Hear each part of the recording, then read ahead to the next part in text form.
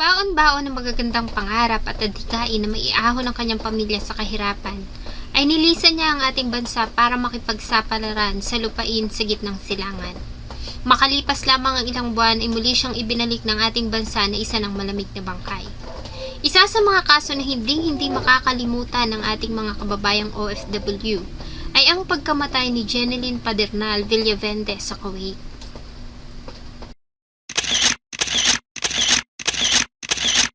Bago ko po ipagpatuloy ang ating kwento, sa mga bago po sa channel ko at nais sa mga ganitong klase ng kwento ng krimen na nangyayari sa loob at labas ng ating bansa ay maaari pong pakipindot ang ating subscribe button at notification bell para ma-notify kayo pag may mga bago tayong upload na videos. December 28, 2019. Malamig na ang simoy ng hanging amihan, sinyalis na papalapit na ang Kapaskuhan.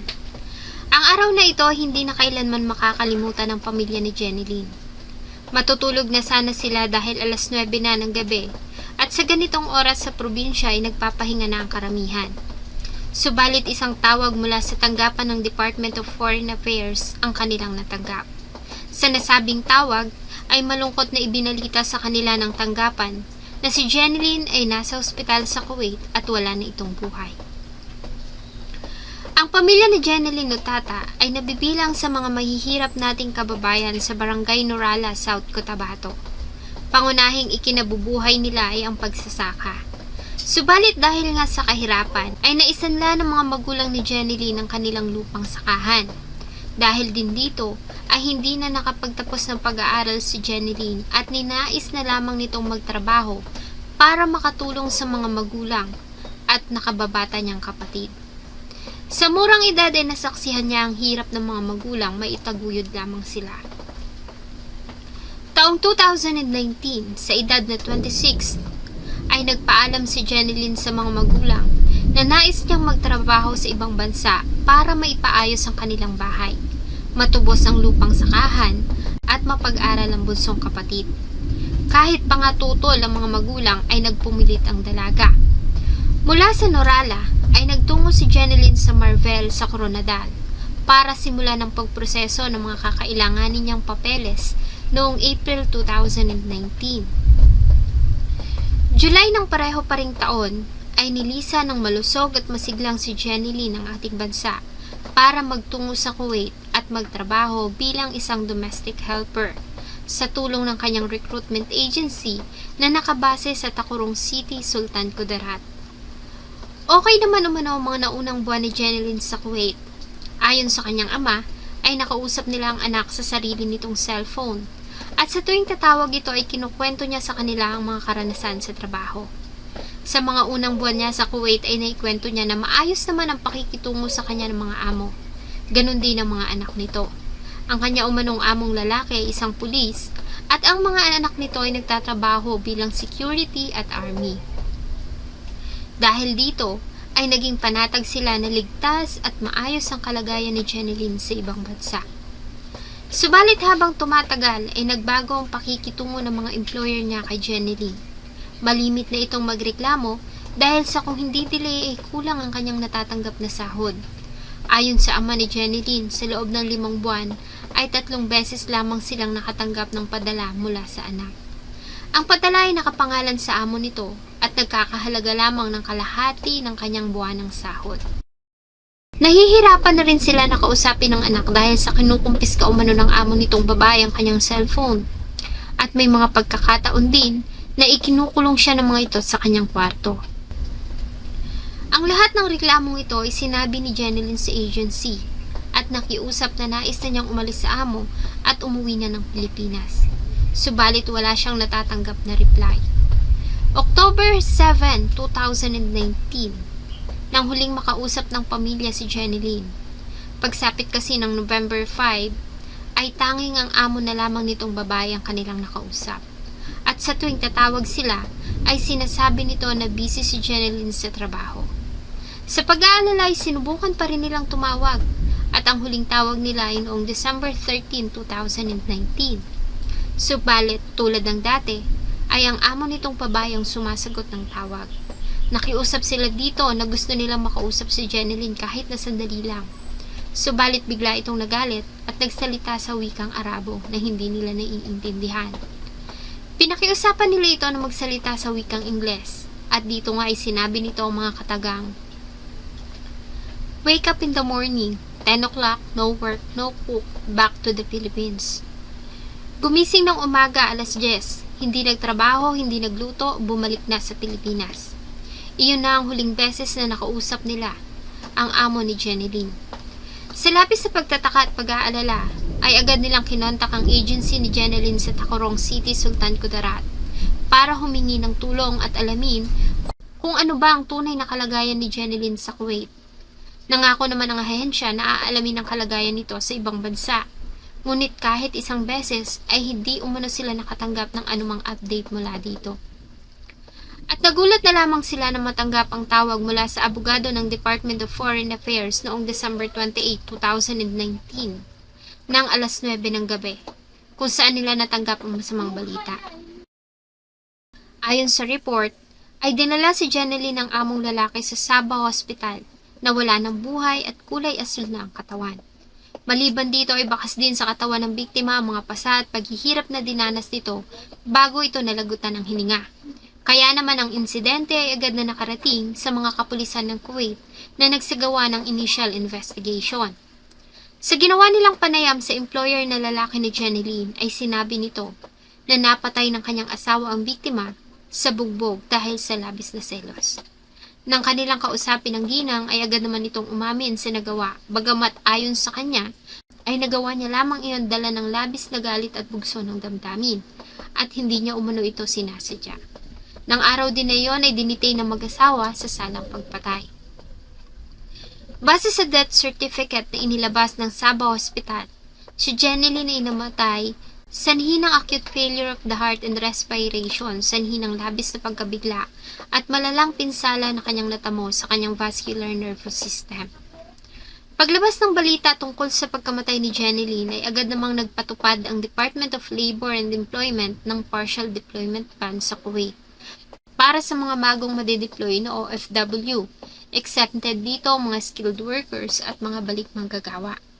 Dahil ayon sa kanila, ang pagkamatay ni Villavende ay maliwanag na paglabag sa 2018 na kasunduan sa pagitan ng ating bansa at ng gobyerno ng Kuwait. Ang nasabing ban ay kanila lamang tatanggalin base sa aksyon gagawin ng Kuwait government sa kaso ni Villavende. January 8, 2020, araw ng Miyerkules, nang ganap na alas 4 ng hapon, ay sinalubong ng kanyang pamilya ang labi ni Villavende sa warehouse ng Pear Cargo sa Pasay City. Sinamahan sila ni Department of Foreign Affairs Teddy Boy Locsin at OWA Administrator Hans Leo Kakdak. Nangako ang pamahalaan na tutulungan sila para makuha ang hustisya. Kabilang narito ang pagguha ng dekalidad at magaling na abogado sa Kuwait. At dahil nga active na member si Jeneline ng OWA, ay matatanggap ng pamilya nito ang lahat ng benefits tulad ng burial assistance, livelihood para sa kanyang mga magulang at scholarship para sa 12 anyos niyang bunsong kapatid na babae. Inatasan din ni Justice Secretary Minardo Guevara ang National Bureau of Investigation para imbestigahan ang pagkamatay ni Villavende. Ganon din ang pananagutan ng recruitment agency na nag-deploy sa kanya sa Kuwait. January 10, 2020 ay nagsagawa ang NBI ng autopsy sa katawan ni Villavende sa Cotabato. Base sa resulta, ay nagtamo si Jeneline ng malalalang sugat at pasa sa iba't ibang bahagi ng kanyang katawan. Karamihan dito ay sa kanyang likuran, ganon din sa kanyang hita at maselang bahagi ng katawan. Maliban dito ay nakakita din sila ng mga bakas ng sugat sa katawan ng biktima na senyales na matagal na itong nakakaranas ng pananakit bago ito mawala ng buhay. Ang nakakapanlumo, base sa NBI, si Villavende ay biktima ng panggagahasa, bagay na hindi nakalagay sa resulta ng autopsy na ginawa sa Kuwait. Ayon din sa NBI, nang dumating ang katawan ni Villavende, ay nawawala ang puso nito, baga at utak. May mga nakuha din silang tissue sa mga kuko ng biktima na indikasyon na maaaring nanlaban ito at nakalmot ang suspect.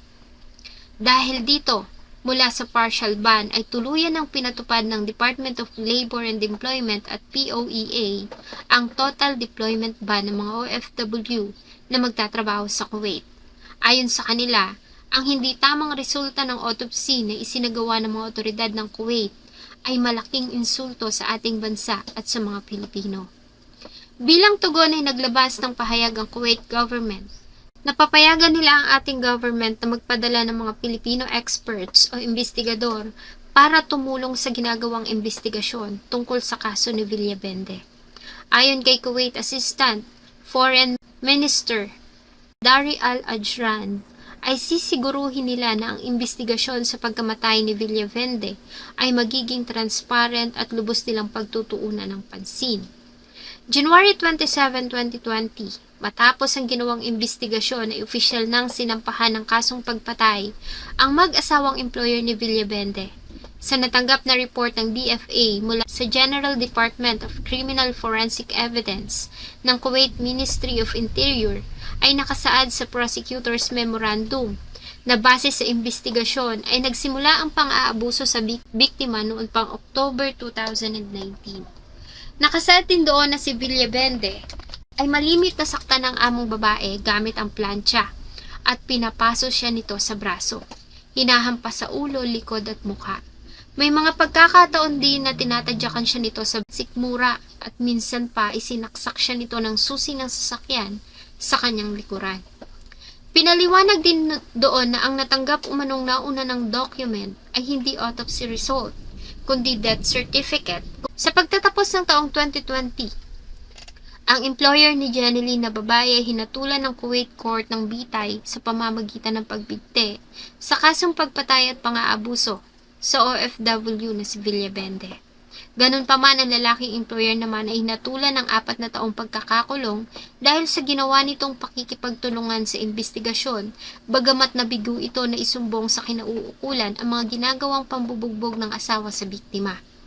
Ayon sa Philippine Embassy lead counsel attorney na si Sheikh Fauzia Al-Sabah, ang nasabing hatol ng hukuman ay patas at alinsunod sa batas ng Sharia. Bagamat ikinatuwa ng pamilya ang nasabing hatol, ay nadismaya naman sila sa naging hatol sa employer na lalaki. Naniniwala kasi sila na may kasalanan nito at hindi sapat ang 4 na taon lamang ng pagkakakulong bilang parusa. Malugod namang tinanggap ng ating government ang binigay na hatol ng Kuwait sa mga may sala. Ayon sa kanila, ang desisyon ng hukuman tungkol sa kaso ay magsilbisa ng babala sa lahat na walang Filipino ang alilanino man, kahit na kailan at kahit na saan. Ang hustisya ay palaging aayon sa mga mahihina at inaabuso. Ayon sa ama ni Jeneline ay mahal na mahal niya ang anak at kahit minsan ay hindi niya ito nagawang paluin o saktan. Ilang beses din itong inalok ng malaking halaga ng pamilya ng mga akusado, kapalit ng kanilang kalayaan. Subalit ayon sa ama ni Jeneline ay handa siyang kumain ng nilagang saging, mabigyan lang ng hustisya ang pagkamatay ng kanyang anak. Sa tulong ng ating pamahalaan ay muling nabawi ng pamilya ang kanilang 4 na ektaryang sakahan na isinanla nila sa halagang 350,000. Nakapagpatayo na rin sila ng isang matibay at simentadong bahay at sari-sari store mula sa financial assistance na 1.1 million pesos na nagmula sa OWA at DFA. Nakakalungkot dahil sa nagkatotoo man lahat ng pinangarap ng dalaga para sa kanyang mga mahal sa buhay, ang naging kapalit naman nito ay ang kanyang masakit na naging kamatayan. Muling nagkaroon ng panibagong Memorandum of Agreement ang ating bansa at Kuwait na siyang naging dahilan sa pagkakaalis ng deployment ban. Subalit muling nagkaroon ng sigalot ang dalawang bansa noong 2023 dahil sa pagkamatay ni Julie Biranara. Tulad ng dati ay naglabas ng deployment ban ang ating bansa na ikinagalit naman ng pamahalaan ng Kuwait. Dahil dito ay nagsagawa din sila ng visa ban sa lahat ng OFW at ito ay inialis lamang ngayong taon kasunod ng panibagong mga kasunduan. Sana po ay nagustuhan nyo ang isa na namang kwento na akin pong ibinahagi. Marami pong salamat sa inyong patuloy na pagtangkilik sa akin pong mga videos. Huwag nyo pong kalimutang mag-iwan ng inyong saloobin at suggestion sa atin pong comment section. Thank you so much po and see you in my next video.